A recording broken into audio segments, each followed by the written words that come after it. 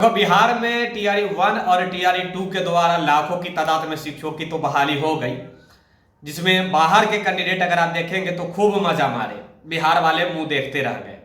ये बात भी सत्य है। आप लोग मानते हैं ना कि भाई ये बात सही बात है 100%। क्या ये भी मानते हैं कि ये जो कंप्यूटर शिक्षक की जो बहाली हुई है, यानी कि कंप्यूटर शिक्षकों की जो +2 विद्यालय में, उसमें भी सबसे अधिक फर्जीवाड़ा स्कैम अगर आप देखेंगे तो वही उसी में हुआ है। ये बात भी आप लोग मानते होंगे। ये बात भी आप लोग मानते हैं कि जो बाहर के कैंडिडेट बिहार में शिक्षक बन के आए तो बिहार के युवाओं को ही मतलब जो भी है बेवकूफ समझने लगे थे ज्यादातर। देखिए, मैं बाहर के स्टूडेंट को खराब नहीं कर रहा हूं भाई, वो भी अच्छे हैं, हमारे बिहार के स्टूडेंट भी अच्छे हैं। तो कुछ उसमें से अपने आप को समझ रहे थे 30 मार खान। वही लोग 30 मार खान समझ रहा था जो गलत तरीका से बिहार में शिक्षक बना। उसे लग रहा था कि बिहार बेवकूफों का राज्य है, यहाँ केवल बेवकूफ है, तुम आकर यहाँ पे राज कर सकते हो, केवल सही दिमाग लगाओ, चाहे डॉक्यूमेंट रहे या ना रहे, मतलब तुम्हारे पास सही डिग्री रहे या ना रहे, केवल दिमाग रहना चाहिए सातिर चोर वाला, तो तुम शिक्षक बन सकते हो बिहार में और सही प्रकार से नौकरी कर सकते हो और बिहार के युवाओं को ठेंगा दिखा सकते हो। ये बात भी आप लोग मानते हैं या नहीं मानते हैं? अब बिहार सरकार शिक्षा विभाग अब उन लोगों को ठेंगा दिखलाना चालू की है। मैं इसलिए बोल रहा हूं क्योंकि जितने भी बाहर के कैंडिडेट बिहार में नौकरी किए हैं उन तमाम स्टूडेंटों का फिर से डॉक्यूमेंट मांगा जा रहा है। ध्यान से सुनिए, तमाम स्टूडेंटों का फिर से डॉक्यूमेंट मांगा जा रहा है जो अदर स्टेट के कैंडिडेट हैं। अब कुछ लोग तो ये भी कह रहे होंगे कि भाई साहब डोमिसाइल हम तो बनाकर बिहारी बन चुके हैं, तो हम बाहर के कैंडिडेट क्यों हुए? आप पढ़ाई किए कहां से, ये सबसे बड़ी बात है। आपने 10th कहां से किया, 12th कहां से किया, प्रशिक्षण कहां से किया, स्नातक कहां से किया, पीजी आपने कहां से किया? उससे भी तो आपको पता लग जाएगा कि आपकी जनरेशन कहां हुई है, आप किस सिचुएशन में आकर डोमिसाइल बनवाए हैं, सही बनवाए हैं या फिर स्कैम करवाए हैं, मतलब फर्जी बनवाए हैं। ये सब आप ही बता सकते हैं सही है या फर्जी है। समझ रहे हैं? यानी कि मैं कह सकता हूं कि जितने भी बाहर के कैंडिडेट हैं हर डॉक्यूमेंट अब उनको उपलब्ध कराना है। ये बात आप लोग बिहार के युवाओं के लिए एक अच्छी बात है, समझ रहे हैं? और ये गवर्नमेंट जो कर रही है ये पहले करनी चाहिए, लेकिन खैर चलिए, देर भले लेकिन दुरुस्त होनी चाहिए। देर हो लेकिन सही काम होना चाहिए, यानी कि एक कहावत है, देर भला हो लेकिन दुरुस्त हो, यानी कि देर भला तो दुरुस्त होनी चाहिए, वही बड़ी बात है। सबसे अधिक कंप्यूटर शिक्षक में अगर आप देखेंगे किसी किसी डिस्ट्रिक्ट का डेटा आ रहा है, स्टूडेंट जा ही नहीं रहा है डॉक्यूमेंट वेरिफिकेशन करवाने। बहुत सारे डिप्लोमा करके और कंप्यूटर शिक्षक बन गया है, जिसमें अगर योग्यता अगर आप देखेंगे तो बीटेक प्लस एसटीटी होनी चाहिए, उसमें भी 2019 से पहले पीजी होना चाहिए। लेकिन बहुत सारे तो ऐसे ऐसे फर्जी है जो 2023 में स्टेट करके नौकरी पा लिया है। मैं केवल जो भी है +2 में केवल कंप्यूटर शिक्षक की ही नहीं बात बोल रहा हूँ, औरों सब्जेक्ट की बात बोल रहा हूँ। ये बात तो खैर आप लोग ये भी जानते हैं। तो भाई 2019 से पहले जो पीजी कर चुका है, 19 से पहले, ध्यान से सुनिए, 2019 से पहले वही योग्य होगा। अब 2019 के बाद कोई पीजी किया होगा या फिर उसके बाद एसटीटी किया होगा तो भाई वो योग्य नहीं होगा। 23 वाला स्टेट वाला तो वो फर्जी ही है। 23 वाला भी बड़ी लोग बाहर हो रहा है, आपके बीच शायद डेटा पहुंचा होगा 2-3 दिन पहले, शायद आप लोग देख लिए होंगे, इसीलिए मैं वो नहीं दिखा रहा हूँ, वो थोड़ा सा पुराना हो गया न्यूज, लेकिन वो मैं दिखलाना आपको नहीं चाहता, लेकिन बताना चाह रहा हूँ कि क्या हो रही है। दिखना और बतलाने में अंतर होता है। क्या हो रहा है आप समझ रहे होंगे। मतलब खोज खोज के कहा जा रहा है बेटा तुम फर्जी हो, तुम यहां से अब निकलो। डिप्लोमा पर जो शिक्षक नौकरी की है आप खुद सोचिए, जिसको बीटेक डिग्री की आवश्यकता है, आपको कहा जा रहा है तुमको ग्रेजुएशन कंपलसरी है, वो भी साइंस सब्जेक्ट से, और आप आर्ट्स सब्जेक्ट से कर और साइंस के मास्टर बन जाएंगे, तो क्या वो फर्जी नहीं होगा? आपको कहा जा रहा है 60% सीटेट में मार्क्स होना अनिवार्य है, आप 55% लेकर शिक्षक बन गए, क्या वो फर्जी नहीं हुआ?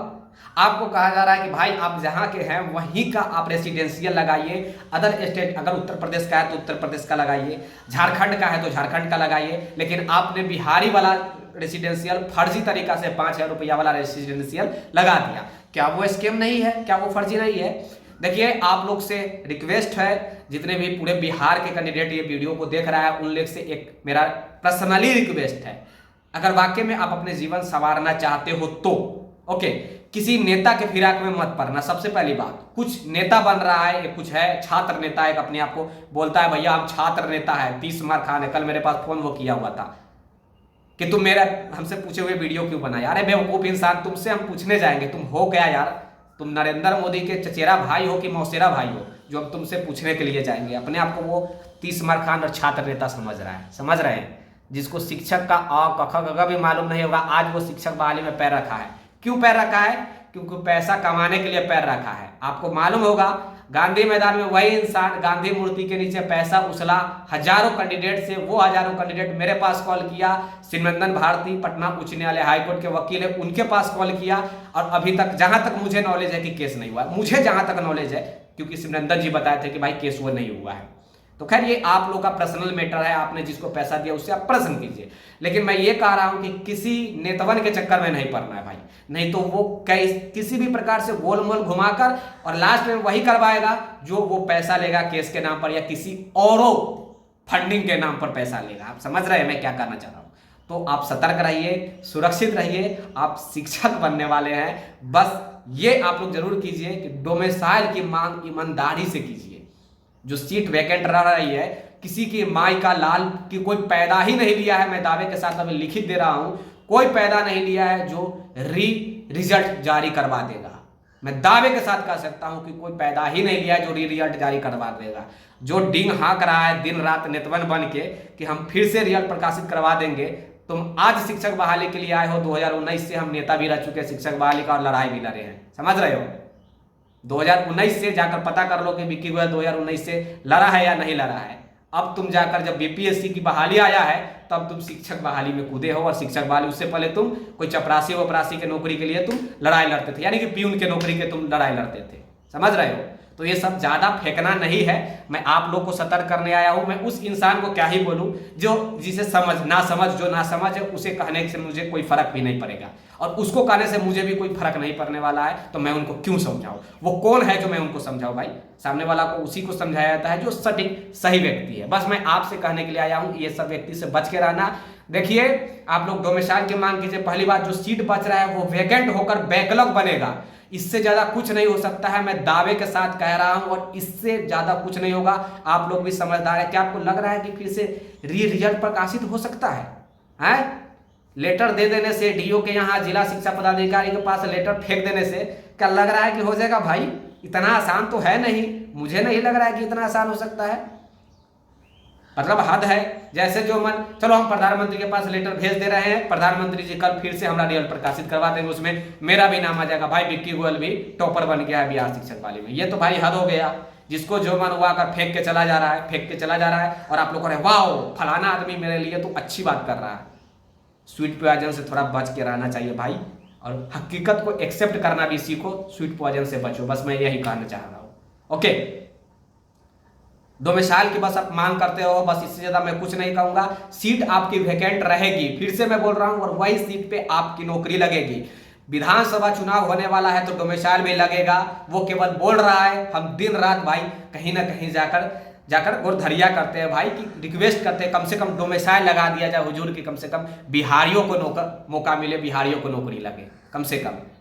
झूठ मूठ के नहीं चिल्लाते हैं कि भाई हम करेजा फाड़ करके भाई हम फिर से रिजल्ट प्रकाशित करवाएंगे। किसी भी स्थिति में अगर रिजल्ट प्रकाशित करवा दिया तो मैं मान लूंगा उस इंसान को कि वाकई में तुम नेता हो, नहीं तो तुम नेता नहीं नेतवन हो। वही नेतवन जो और नेतवन सब कर रहा है, झूठा पैसा कमाने के लिए केस के नाम पर फर्जीवाड़ा तरीका से, चाहे जिस भी प्रकार से कर रहा है। मैं किसी का नाम नहीं ले रहा हूं, आप शायद समझने वाला समझ गया होगा, ना समझने वाला तो भाई वो नादान ही है, क्या ही समझेगा। समझ रहे हैं? तो ये सबसे बचना है, और जो भी था हमने जानकारी देने का प्रयास किया इस वीडियो में। शायद आप लोगों को ये वीडियो यूजफुल हुआ हो तो एक लाइक कर दीजिएगा, शेयर भी कर दीजिएगा। अगर लगे कि शेयर करनी चाहिए वीडियो को तो शेयर भी कर देना। और एक चीज़ कहना चाहूँगा, सब्सक्राइब जरूर कर लेना। जो लोग नए होंगे वो भी सब्सक्राइब कर लीजिएगा, ताकि भविष्य में जो भी वीडियो बने ना उसका नोटिफिकेशन आपके पास पहुँचे, और आप जो है वो अपने आप को अवेयर रहे, किसी फर्जी व्यक्ति से बचते रहे। क्योंकि आप जानते हैं भाई, हम जो भी है वो सटीक बात, सही बात बताने का प्रयास करते हैं, कर भी थोड़ा सा हो, इसमें कोई दो मत वाली बात नहीं है, लेकिन सही बात बताते हैं। अब जो कह रहा है कि रिजल्ट प्रकाशित होगा, आवेदन दीजिए, उससे आप बोलना कि तुम पैसवा हमरा से लिया है, पहले पैसवा का हमको जवाब दे दो।